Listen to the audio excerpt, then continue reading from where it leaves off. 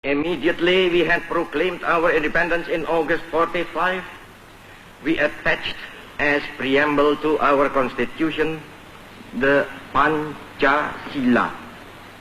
Panca means five, Sila means principle. The Pancasila, the five guiding principles of our national life. Perhaps you know already what our Pancasila is. It gives us the five principles of our state. These are: first, believe in God.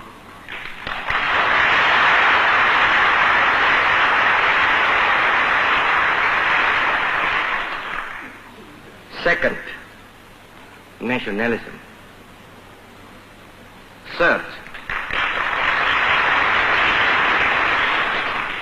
Third, humanity.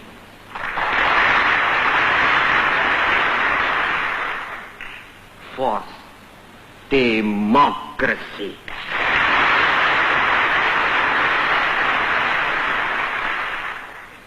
Fifth, social justice.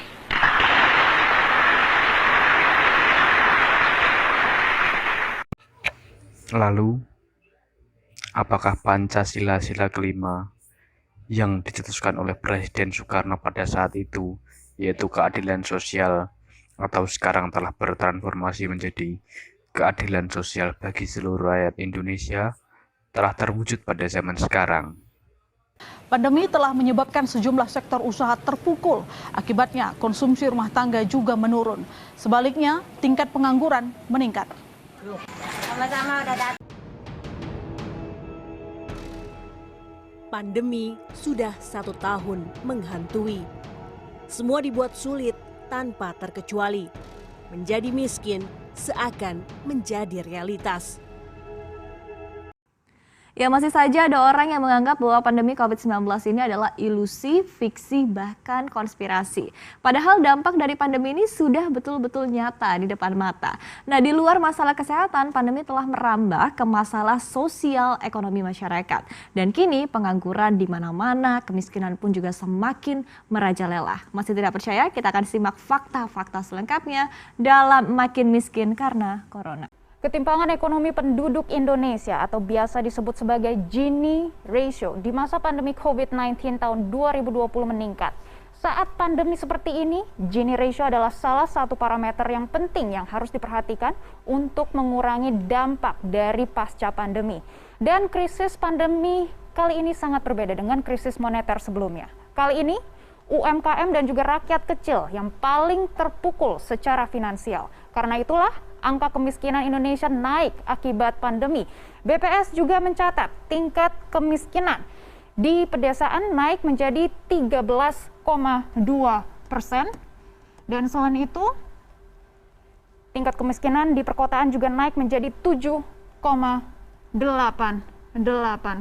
Ini naiknya sangat signifikan. Dan kami akan mengulasnya pagi ini. Tanah kita, tanah surga, merupakan inti dari sebuah lagu yang kita hafal sejak masih anak-anak hingga kita dewasa, menjadikan kita dalam bayang-bayang betapa kayanya negeri kita. Indonesia merupakan negara besar dengan aneka ragam suku budaya dan dikaruniai sumber daya alam yang juga melimpah. Bahkan penjajahan di Indonesia diinisiasi karena kekayaan melimpah sehingga para koloni ingin menguasainya. Indonesia juga dikaruniai sumber daya manusia yang sangat banyak. Dengan jumlah penduduk per 2019 sekitar 270 juta jiwa yang tersebar dari Sabang sampai Merauke. Namun, tidak dengan segala kekayaan yang dimilikinya menjadikan rakyat Indonesia sebagai rakyat yang makmur. Kemiskinan merupakan masalah krusial yang masih menjadi persoalan penting dalam tatanan masyarakat kita. Kemiskinan membawa dampak yang sangat luas, kekurangan pangan, dan segala ketimpangan sosial. Berdasarkan sensus penduduk per Maret 2020, presentasi penduduk miskin mencapai 9,78% atau sekitar 26,42 juta orang. Tingkat kemiskinan di Indonesia naik 0,56% atau sekitar 1,63 juta orang sejak September 2019 hingga Maret 2020. Penduduk dengan kategori hampir miskin mencapai 7,45% atau sekitar 19,91 juta orang, dengan jumlah terbesar di Jawa dan Bali yang masih mendominasi.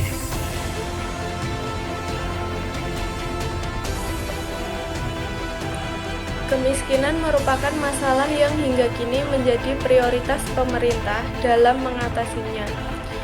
Ada beberapa langkah yang dilakukan pemerintah dalam menuntaskan kemiskinan, namun tidak semua usaha tersebut dapat terrealisasikan. Masih terdapat banyak permasalahan mobilisasi dan distribusi, terutama di daerah pelosok.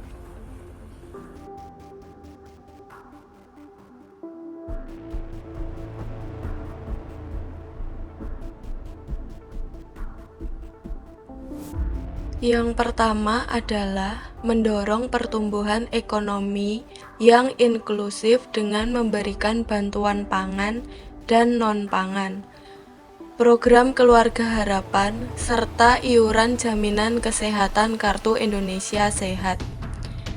Selain itu, pemerintah berupaya meningkatkan pendapatan masyarakat miskin dan rentan dengan akses permodalan, meningkatkan kualitas produk dan akses pemasaran, mengembangkan keterampilan layanan usaha, serta mengembangkan kewirausahaan, kemitraan, dan keperantaraan.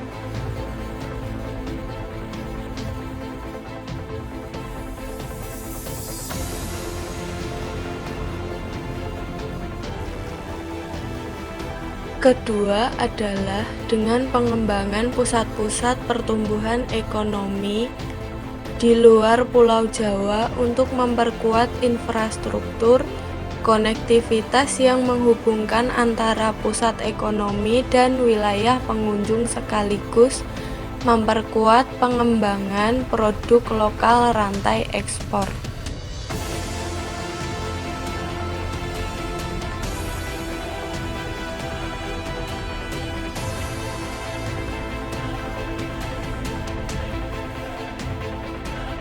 Ketiga adalah dengan melakukan reformasi anggaran subsidi. Reformasi subsidi terus dilakukan untuk memastikan ketepatan sasaran, kesinambungan fiskal, dan diverifikasi energi.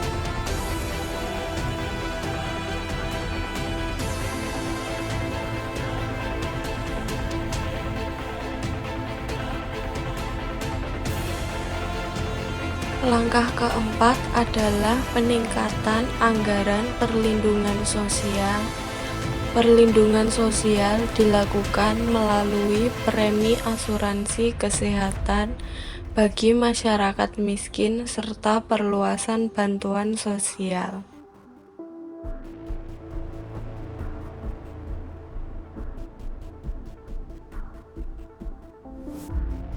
Yang kelima adalah penguatan ekonomi domestik dan tata kelola impor. Penguatan ekonomi domestik diwujudkan dengan peningkatan kemudahan berusaha di daerah yang dipantau ketat.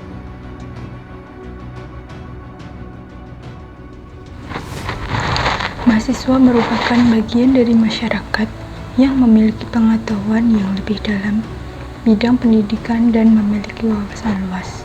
Mahasiswa merupakan agent of change, agen perubahan atas masalah yang dihadapi bangsa dan negara.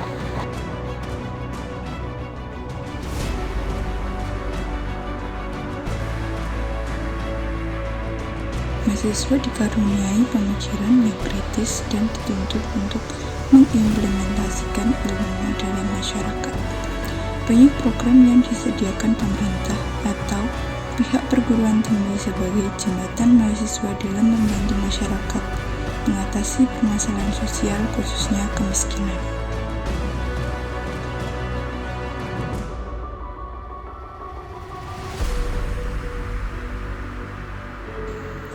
Angka kemiskinan yang cenderung naik menjadikan pemerintah untuk melibatkan kaum mahasiswa dalam mengatasinya.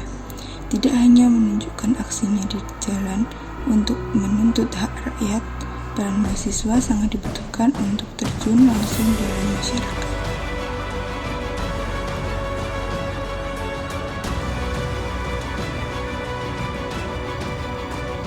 Angka kemiskinan yang tinggi berdampak pada tingkat pendidikan masyarakat, sehingga akan memicu rendahnya pengetahuan, kesadaran, dan semangat masyarakat dalam mengelola sumber daya yang ada.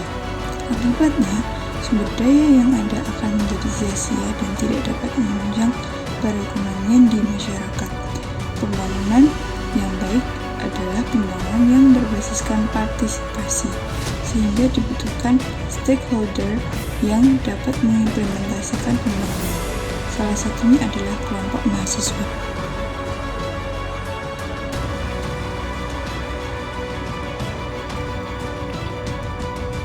Membentuk masyarakat yang mandiri adalah salah satu solusi terbaik dalam upaya pengentasan kemiskinan melalui berbagai program pemberdayaan masyarakat.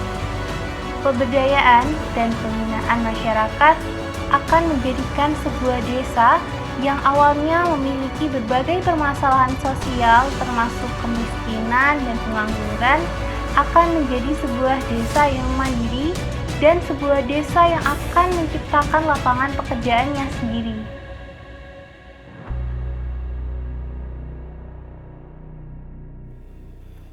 Desa Binaan adalah salah satu program yang sering dicanangkan dan digencarkan oleh kelompok mahasiswa.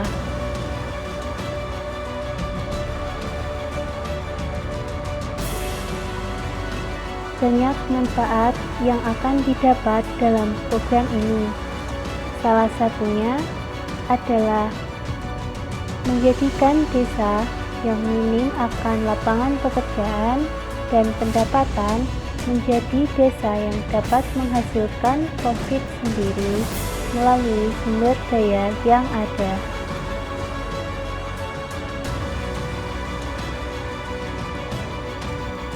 Desa binaan juga akan mewujudkan sebuah desa yang memiliki usaha sendiri, membentuk berbagai UMKM yang dapat menunjang perekonomian Indonesia dan mengatasi kemiskinan.